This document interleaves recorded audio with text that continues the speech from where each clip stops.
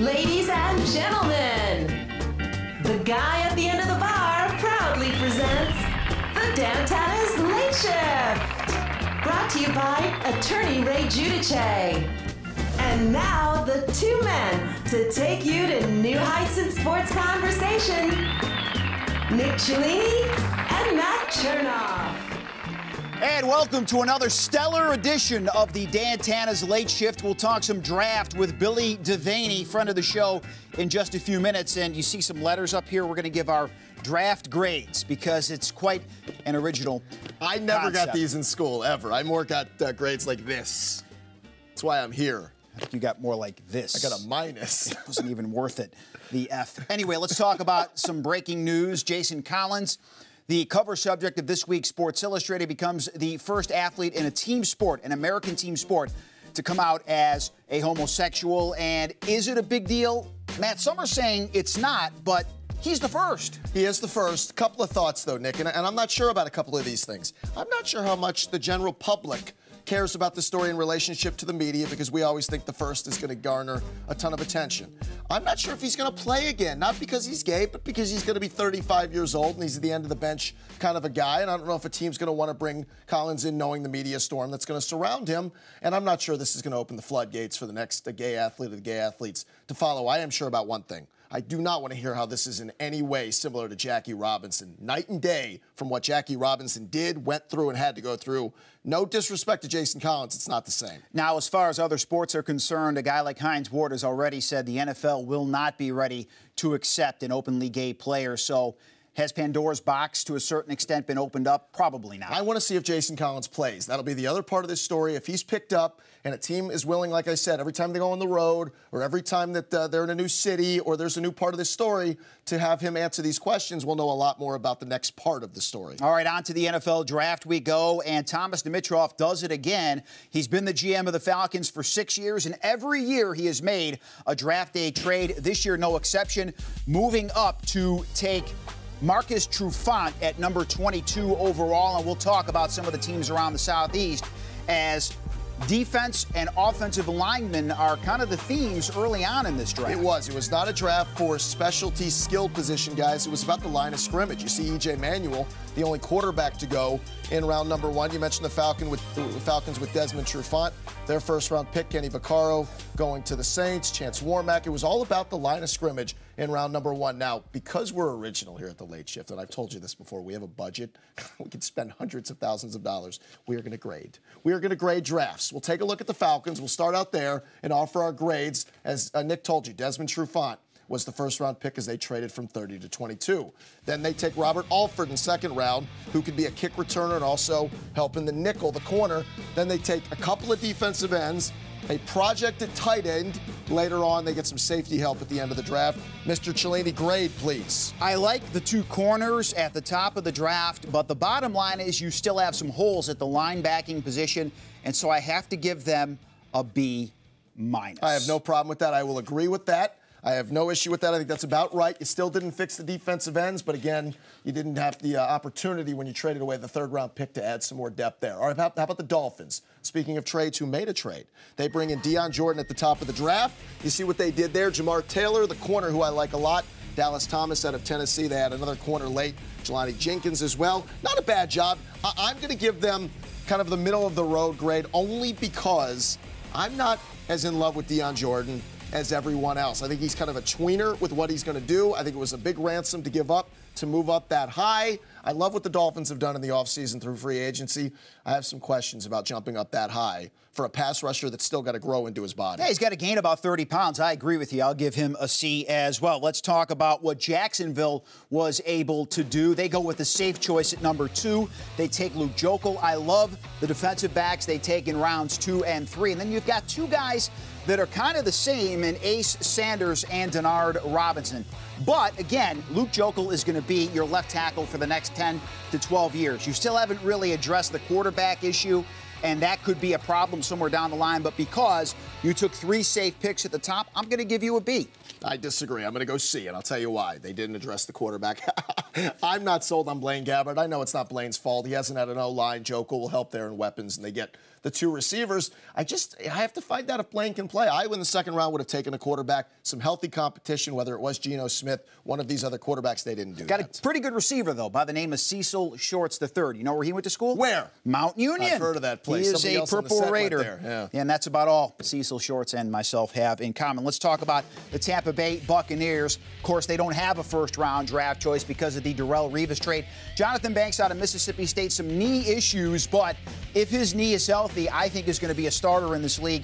And Mike Glennon, is that the future at quarterback for the Bucs? Glennon, I'm not so sold on, but they get an A because they got the best player in the draft. When he is healthy, not if. When Darrelle Revis is healthy, you've got a 27-year-old corner who's a shutdown stud corner. Makes perfect sense. And speaking of corners, Honey Badger, Tyrann Mathieu was the corner that we all waited on to figure out where he was going to go. Well, we found out. To Arizona in the 3rd round A+. at pick number 69. Arizona said, listen, we're going to take a chance. His skill set is good. Maybe he's only a nickel corner, but he obviously can be a help in the punt return game, as if they don't have enough with Patrick Peterson. I don't mind the pick at all. Sorry that I jumped the gun on you. I give it an A+ because he's with his buddy, Patrick Peterson. He's also with his other buddy, Kevin Minter, who played linebacker at LSU. I think if there was one place that he would be a perfect fit, Arizona is the place. And he's also said, look, I'm willing to take a drug test every week. Well, be careful with that one because you may slip up somewhere down the line. The point is this. He loves to work out in the off seasons with Patrick Peterson and the father of Patrick Peterson. And if anybody is going to keep the Honey Badger on the straight and narrow, you got to believe it's going to be Peterson. We administer drug tests for Nick once a week, too, so that's not that foreign. All right, Marcus Lattimore, who we wanted to see where he would go. Well, the Niners of all teams, the 49ers, in round 4 with running back depth already. Frank Gore is there. Kendall Hunter, LaMichael James, Anthony Dixon. I love this pick. You can almost redshirt him, put him on the shelf, and we've already heard from Jim Harbaugh. We won't play him until he's 100% healthy. I love the pick. I agree with you. There was no rush to get him back. And Frank Gore is going to be 30 years old, so what do they say? That's usually when the decline starts for a running back in the National Football League. Make sure he's healthy. Have him learn from a guy who's had a couple of knee injuries in Frank Gore as well. It makes sense. Yeah, no question. Marcus Lattimore, one of 63. You hear what I said? 63 Southeastern Conference players drafted in the 2013 draft. Essentially 9 around went from the conference. 1 in every 4 picks was from the SEC. To put that in perspective, you look at the rest of the numbers here. It's dominance again. If you're using a recruiting tool, I don't care if it's real or not, because every kid thinks they're going to the NFL. Tell them we continue to send kids to the league. It's going to continue to grow stronger for the SEC. 33 of the first 99 picks were SEC players. The SEC East alone had 32 players selected, as you see there, more than the ACC, the Pac-12, and, of course, the Big 12, if you will, the Big 10, whatever it is you want to call it. But the SEC, 7 straight years now, you talk about the fact that they've had the most players drafted. It's not a coincidence that they've also won the BCS title for 7 straight years. No question about that. The Atlanta Braves are hopefully trying to win themselves a title, and early in the season, it's been about peaks and valleys. The home run ball has been there. The strikeouts have been there. We knew this was coming to some extent. But, Nick, I don't think any of us saw a guy like Anibal Sanchez striking out 17 Braves, 18 on a night. The biggest culprits are Dan Uggla and B.J. Upton. Is there something wrong with my glasses? Is that Anibal Sanchez or Bob Feller? I can't really tell. Or Bob Gibson. 50 strikeouts over a 4-game stretch. That's beyond ridiculous. Freddie Gonzalez on Friday night was really upset. Not that they're going to try to change the approach of their sluggers, but they've got to figure something out, because as much as you're home run hitters, you can't continue to give away outs like that. You're not even giving yourself a chance. Let's talk about the Miami Heat. They sweep the Milwaukee Bucks, and the question is, will they lose 2 or more games before the NBA Finals? They might not. All right, you're going to think I'm nuts. You probably already do. I think the Knicks are going to win a couple of games if they end up matching up in the Eastern Conference Finals. Carmelo gives you a puncher's chance. Well, watch the Wade thing. You have to always watch his injury situation. I think the Knicks will win a couple of games. I still like the Heat to win the East and eventually a world championship. I think the Knicks could be interesting. If the Heat lose a couple of games to the Knicks, it'll be only because they're bored. There's no other reason. And if Amari Stoudemire comes back, like, gums everything up. Exactly. Yeah. He's going to screw it all up for the Knicks, because you've got a black hole in Amari Stoudemire. Once he gets that basketball, he's not passing it. Same deal with Carmelo Anthony. He's a giver. He's a guy that loves to distribute information, that is. Billy Devaney, friend of the show, will talk some NFL draft with the one-time St. Louis Rams GM when we come back here on The Late Shift. Now Now back to the Dantanna's Late Shift. Brought to you by Attorney Ray Giudice, featuring the Knights of Cellini Kick Line and the Chernoff Dancers. So the draft is finally behind us. A lot of teams excited about what they picked up. A man who knows about war rooms and drafts and everything in between. He's the former general manager of the Rams and assistant GM with the Falcons. He's Billy Devaney, and he joins us here on the Zero Res Hotline on the Late Shift. Billy, it's a pleasure once again. How are you doing? I'm doing great, guys. How are you? We're doing very well, and I think Thomas Dimitroff feels like he did very well in the top 2 rounds of the draft. Some thought the Falcons would address the pass rush. Instead, they went after a couple of corners. Give me your thoughts on Desmond Trufant in the first, and then getting Robert Alford, who a lot of folks thought would be gone a lot earlier in the second for the Falcons. Yeah, to come away with 2 young corners that are going to play, and in Trufant's case, I'd be shocked if he wasn't the day 1 starter. And Alford is going to play a ton in nickel, and he's an eventual starter. So you know how hard it is to come up with corners in this league, either in the draft or free agency. They're just not out there. And to be able to come away with 2 young studs like this, I thought was just phenomenal on the Falcons' part. And speaking of corners, we know that Tampa trades their number 1 for Darrelle Revis. They also pick up Jonathan Banks in the second round. The defensive backfield was their Achilles heel last year. How much better is it going to be this year? Yeah, I mean, now we're going to bank on Revis being healthy and playing up to Revis standards, and all signs point to that. If that's the case, gosh, Friday. I mean, he's one of the best defensive players in the NFL. So they got a whole lot better quickly because Banks is a big physical corner that can match up with the tough receivers, with that size. So they've done a great job helping themselves, and that was really a weak area for them last year. Let's talk about the Dolphins, Billy, who are one of the early movers. They jump up to number 3. They wanted Deion Jordan. First of all, how effective can he be early, and did you like the move they made? I don't know. This is one of those where you kind of grab your hiney and hope that it turns out, because I think he's still, what was he, the third? There were 2 other guys at Oregon that had more sacks than Jordan this year. He's a height, weight, speed, athletic, freaky kind of guy. And I know this, they've got a heck of a young quarterback in. Until they get that left tackle position solidified, I would still have some concerns there. Billy, were you surprised to see Geno Smith and Matt Barkley last as long as they did? Not a little bit, but not shocked. I think what shocked everybody was the Manuel going so high, not necessarily even ahead of those guys. I thought they would. They were all over the place, and nobody could pin down where the quarterbacks were going to go. Heck, what Smith was talking about anywhere in the top 10 to slide into the second round. You kept hearing Nassib going 8 to Buffalo to other people. There were teams that I heard that wouldn't have even drafted him. That's how little they thought of him. So this was the screwiest draft to try to predict quarterbacks. Of course, there just wasn't that stud, can't-miss type of guy. Billy, when the draft began, if you said, give me a player and match him with a team, I would have said Jarvis Jones in Pittsburgh. Just seems like a perfect fit, and it looks like a long-term marriage. Would you agree? Yeah, and you kept hearing that's who they liked, and it made so much sense. I think it's a great fit, and he'll have a great career in Pittsburgh. Well, Billy, it was a fun first round, and like you said, there were a lot of questions we went in with and really didn't know where guys were going to fall, but that's what the enjoyment of the draft is. You'll be back in that war room soon enough, and until then, we always appreciate you giving us some of your insight. Oh, man, thanks for having me, guys. Always a pleasure. There's Billy Devaney. He's our general manager. He's on our retainer. Speaking of retainer, we'll get our guy in the know, Ray Giudice, a little bit later on, but web hits coming up next. Some of the fun stuff in the world of sports as the Late Shift continues.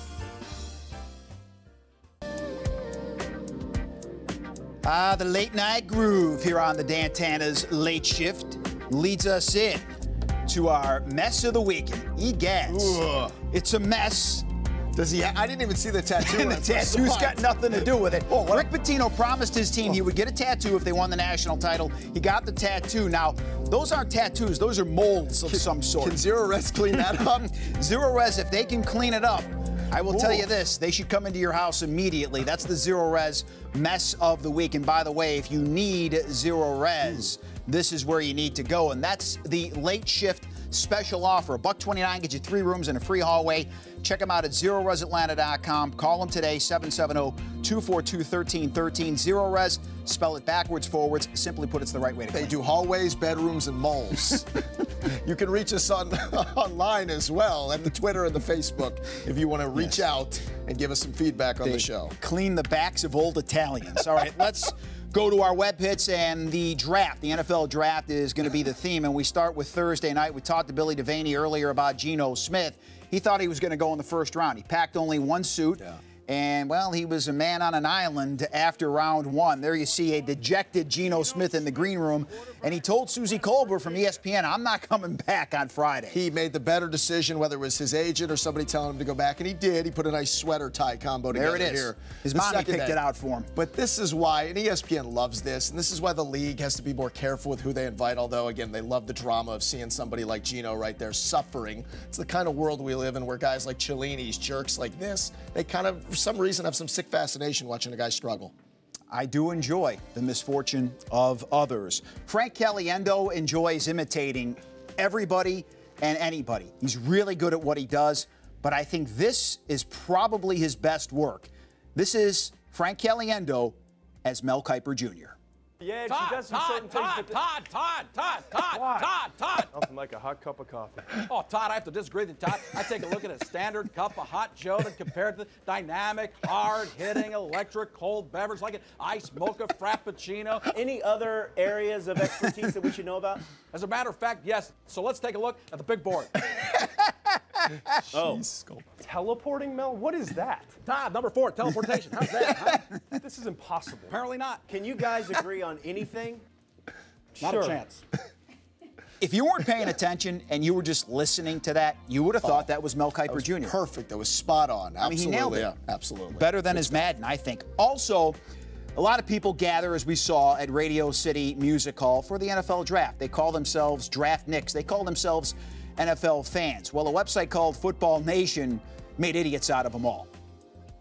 Hey, I'm Bill Enright, FootballNation.com. We're going to have some fun, make up some fake players, see if they catch on. Another defensive tackle prospect. He's a small school guy, but I know you heard of him, Buster Hyman. What do you think of him? I like him. I think he can actually add a lot to the pass rush. Definitely got a lot of pop. Can do it. Calvin Johnson's brother, Curvin Johnson. You like him, right? I like Curvin Johnson. I think he would definitely be a good in the second, in the early, mid-round, second round. I agree with that one. Yeah. Neil Amplo is looking like a really good running back prospect. Yes, he is. Yes, he is. Yes, he is. And I'm sure he's in the war room somewhere. That name's coming up. It's in the war room. Think about the defensive tackle, Buster Hyman. Now, this guy wasn't falling. No, I didn't buy it. Now, they should have brought a couple of names up that were steals in the draft. Alcoholic went in the 6th round to the Raiders, and Ben Dover went in the 4th round to the Ravens. He was one of the best players that nobody talked about. Alcoholic has a bit of a drinking problem. He's in the program, whatever program that may be. They also brought up, this is a part of the piece that we didn't show you, the Birdman, Mike Hawk. I love the Birdman. Yep. Flies around and makes plays. Yep, there was a guy that was dressed in Raider gear, the eye black on. He loved Mike Hawk. Loved him. Gotta love the Birdman. All right, when we come back, we're probably going to get sued by somebody. So it's good that Ray Giudice, our legal mastermind, will be joining us here on The Late Shift. Now back to the Dantanna's Late Shift. Brought to you by attorney Ray Giudice with the Cellini All Cello Orchestra and the Chernoff Improvisational Mimes. Yeah, you heard his name. Indeed, it is Ray Giudice. Now you see his face, and it's a good-looking mug right there, Ray Giudice, our legal insider of all things in the sports world. And, Ray, let's start with a gentleman that had a lot of issues when he was at Georgia. Yep. That was Isaiah Crowell. Yep. Finally, some good news for the running back. He's been cleared of gun charges. He had a good day. And let's just stay clear, the district attorney of that county actually dropped the charges. No trial, no hearing. He had a great lawyer, Steve Sadow, local guy here in Atlanta. Steve challenged the initial stop, meaning probable cause for stopping the vehicle. Then he argued that the weapon inside the vehicle could not be directly traced to the driver. There was equal access. Crowell's mother claimed the vehicle, or his grandmother, or the automobile and the gun. and those charges are dismissed, and the gentleman can move on with his life. Okay, but that was sort of the last, moments of Curwell's time at Georgia. Now, there's probably nothing he can do about it, but could he say to them, hey, you decided to get rid of me, basically, and told me I was done at Georgia, and it turns out I didn't do anything wrong? No, I mean, the university could have let him go on scholarship for basically any grounds. He was arrested. He was in a place he shouldn't have been. There was a weapon in the car he was driving, and there were some prior infractions. So I think he's going to move on. I wish him the best of luck. So all that put together, don't do that. Don't have the gun in the car. Don't lead us down that road. Yeah, a gun with a serial number filed off. You don't need to be dealing with any of that stuff. Well, LSU, they're dealing with a lot as well. One player getting ready for the NFL draft was arrested. Another player currently there, he was arrested as well. So 2 for the price of 1, yeah, right? you know, you've got a scholarship to a great university for 4 years, but you've got to commit a crime while you're on probation for a prior misdemeanor. And then you get drafted in, what, the 4th or 5th round by the NFL, and that money and all that fun is too much for you. You commit another crime. I don't know what these young guys are thinking. I don't know where their parents are. I don't know where their agents are. I would put them in lockdown with a shock belt until I got the contract signed. That's what I would do. Harold Simon said before the draft, I can own you to the police officer. You'll be working for me. I'm going to buy some projects. Don't do that. Don't talk to an don't like officer that. Be nice to the officers. Be nice. We just recently had a celebrity in Atlanta arrested for charged with disorderly conduct who decided to remind the officer who she was. Oh, I wasn't. That was Reese Witherspoon. I thought that was you who did Nobody that. likes that. Don't do that. Nothing to do with that. Speaking of don't do that, if you're on Twitter, don't threaten to kill someone on Twitter. The Oklahoma City ball boy, after Russell Westbrook was injured by Patrick Beverley, the Houston Rockets started issuing Twitter threats to Patrick Beverley, who plays for the Rockets. He's a point guard. It was kind of an incident mix-up there when Westbrook got hurt, saying, I'm going to kill you. Yeah, well, listen. You don't want to do that. Under Georgia law, that could be a felony terroristic threat. Now, at the end of the day, I believe that law enforcement is going to figure out that this young man didn't have the capacity or the intent to commit a felony crime. However, these text messages, Facebook threats are going to become the crime wave of the future because young people just don't understand. Brain to thumbs, don't do that. Don't make threats. It is a crime. You got to have the ability to pause. That's right. You just take your second. Like Nick. Nick has always been about somebody who thinks things out and doesn't make rash decisions. There should be a delay before you send Never fly off the handle. All right, let's talk about an issue in the NASCAR world. A couple of pit crew members of Brian Scott's NASCAR team, they're in trouble for assaulting a driver on another team. Now, if there's video, you take a look at this. Boy, this is going to be pretty hard. Basically, put yourself in the defense attorney's shoes here. Sure. Well, in the heat of the battle, this is a competitive situation. This is not an assault in a sense, I hate you, I want to beat you up. It's, hey, my team versus your team. However, I think these guys have a problem. We give professional athletes a real pass during the game, whether there's some shoving, things that would be assaults in a bar or at a restaurant or in our home, we give them a pass on. These guys, I think, stepped outside the bounds of what's allowable. They're not part of they're not drivers themselves. 2 of them go and attack a driver. I think they've got a misdemeanor problem in that state. It's like us here. I think on the set, you're an attorney. Explain this to me as we look at how we can contact you at Facebook, at Ray Giudice, at LinkedIn.